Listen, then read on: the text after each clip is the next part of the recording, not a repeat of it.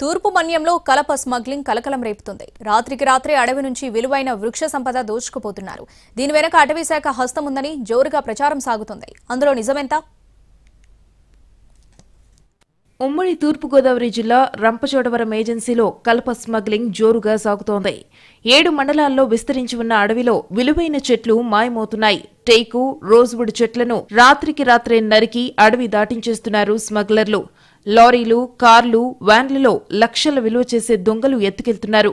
ఇటీవల చింతకూరు నుంచి భద్రాచలం వైపు కారులో టేకును తరలిస్తుండగా దారిలో దగ్ధమైంది. దీనిపై ఎంక్వైరీ చేయగా అది స్మగ్లర్ల పనేనని తేలింది.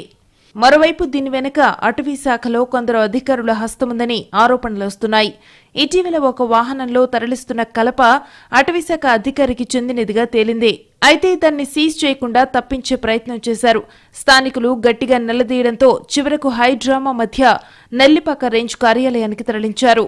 సామాన్యులు పట్టెమంచం వాహనంలో తీసుకెళ్తున్నా పట్టుకుని సీజ్ చేసే అటవీశాఖ, చేనుకు రక్షణ కోసం చిన్న తుప్పల్ని కొట్టుకుని రైతులు వెళితే అడ్డుకునే అటవీశాఖ, విలువైన సంపద తరలిపోతుంటే ఏం చేస్తోందని ప్రశ్నిస్తున్నారు.